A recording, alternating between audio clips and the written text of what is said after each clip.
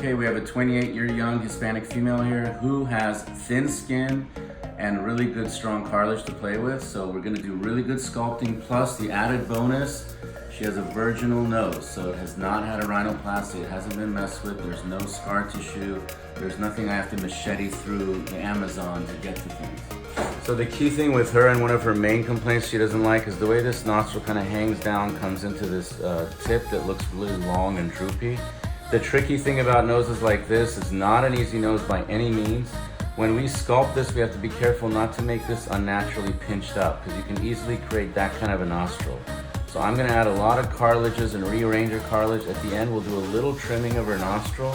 Same thing on this side, we'll straighten her bridge. She has a very minimal hump, so we're not gonna do too much to the profile. Let's go look at the profile. So here we can see tiny minimal hump.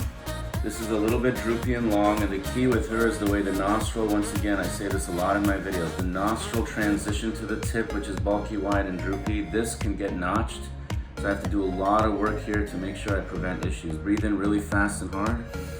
And she collapses a little more on the right, and then what we're gonna also do is make sure we don't over-rotate her tip, but we do need to shorten this without over-rotation. We don't wanna look into her brain and nostrils all day long. So when she breathes, see how she collapses here? Do it again. Now watch what happens with the Q-tip test. It's like a breathe right strip, but internal. We're gonna replace this Q-tip and external breathe right strips with internal cartilage support. Okay, you can see these cartilages are so flimsy and they're going vertical. So I'm relocating them to go this way, and look how thin they are, okay?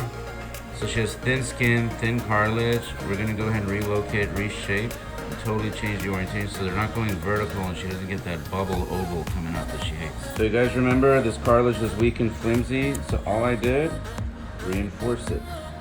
Added some struts, just like in your car, okay? And then this is going in, it's gonna make a diamond shape, and it's gonna go this angle, because it used to be going way vertical. So we're gonna have a completely different shaped tip and nostril. This is bomb. Okay, so we got that nice definition here, narrowing, a little bit of a hump reduction.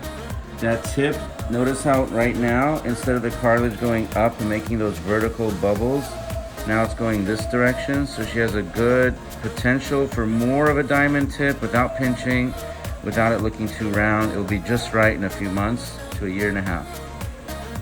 Okay, so the bridge is nice and narrow. Kind of back to where it was. The tip right now has the old skin memory, and this pimples or this mole is throwing things off a little. But if I isolate the tip, you can see how it has a good flow. It's going to have a more of a diamond shape and flow here. The shadows are throwing it off too right now. Let's kind of show you both sides. Okay, hard to see this one on the table, but we'll keep you updated.